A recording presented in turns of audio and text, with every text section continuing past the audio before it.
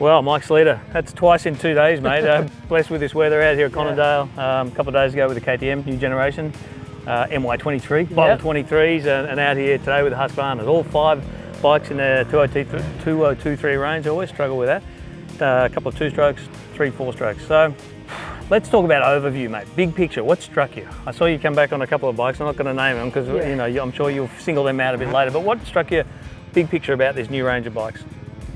It's different. It's different than the orange stepbrother, stepsister, right? The bike has significant difference in ergonomics. Chassis changes with a different height in the shock.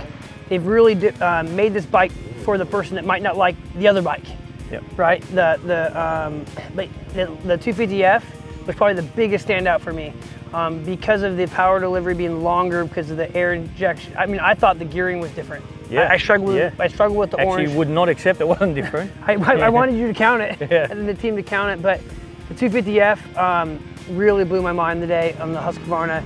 You know, it was a standout for me. It was extremely fast. The build of the power, it was incredible.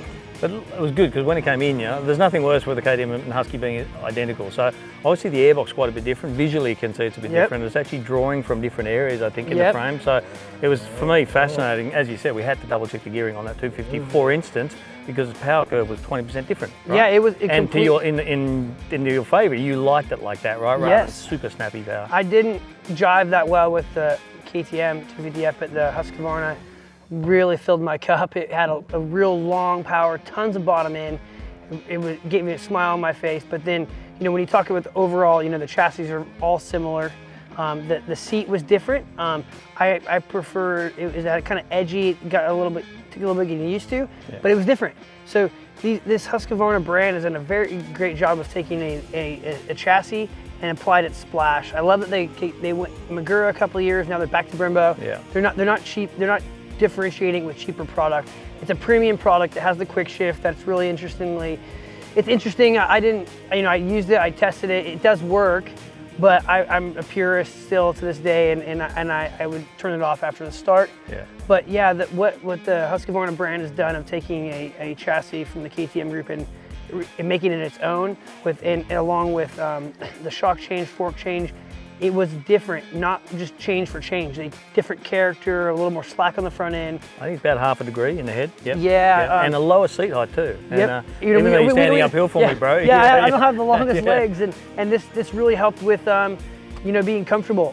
You know, I like to turn. I'm not a back wheel rider and steer with the back wheel. So if you are more of a back wheel rider, the Husqvarna is going to suit you more than the other ones. And today there's some steep hills down in Conondale. It's quite rough. We had a long couple of days. I know a lot of people singled that out, the way how neutral it felt and how balanced the chassis was. So like, I think my biggest takeaway from like the overall brand launch is it is different. It's completely different in ergonomics, chassis direction. It really is. If you're looking for a bike that you want to turn with rear wheel, you want a little more rake, you want a little more broader power, not less power, more broad power, different curve. The Husqvarna range applied that tech from that motor and put it into that chassis. And amazing too, we talked all about standardization, how many parts they share, both across the Husqvarna range and also with their KTM counterparts. And yet you get a completely different a character, different personality in bike, eh? Yeah, absolutely. Like, you know, there's even the covers over the shock. You know, I felt that was a little slippery for me.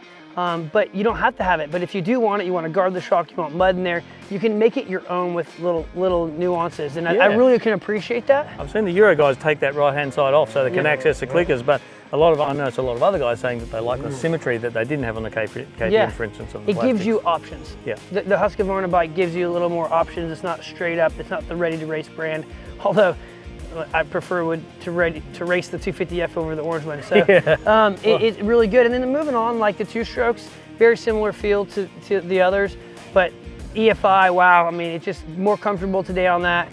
You kept talking about that double apex. I think I like a constant radius corner where on a car bike you just couldn't stay in that perfect power on the 125. We filmed some GoPro Pov that you'll see on the 125, and you can hear me coming around it and just nice and smooth.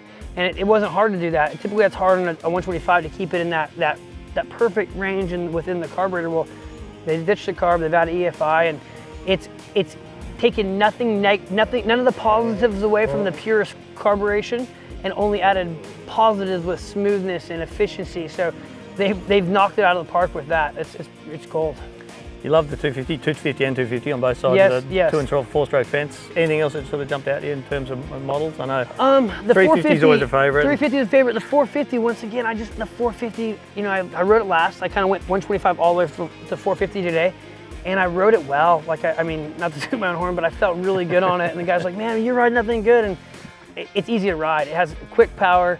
The chassis is comfortable. The gear package is absolutely perfect. You can rev it in second. You can short shift it in third. The overlap is good. It's just a really great platform for a top level rider, a vet rider.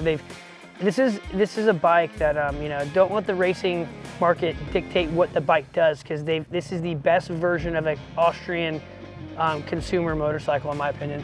The maps 1 and 2 now are white and green. Did you muck around? I mean, I know we did with the KTM. Is as big a differential between those two maps? Yeah, same. Yeah, absolutely. Across the range, yeah. The mapping is easy on the fly, white and green, or you know, clear green, and it's a big difference. It's not small. Like, oh, I don't know if I feel it or not. The white is definitely smoother, easier to roll on, and the green is like, you know, full gas mode. It's really aggressive and light and free. So, and the traction control works as well. Like I said, the only thing it's a selling proposition maybe is that quick shift. It's cool to appreciate the technology, but I don't think I'll be applying it to my starts anytime soon. Pretty similar price to the KTM counterparts. You know, I think you sort of already, like a mate rings up and goes, which one do I get? Like you said, it's really a guy who likes a slightly lazier power, and I use that term kind of broadly. But a little bit more stable chassis is probably going to lean for the white and blue bikes over the orange ones, right? Yeah, I think you're also brand. What's the brand heritage? You know, pioneering. It's a little bit more of that Transmoto crew. You know, it's your own. It's earthy. It's more organic, but also performs, right? It's that Land Cruiser of the. It has some style and some richness, where that Ready to Race brand is more of a racing.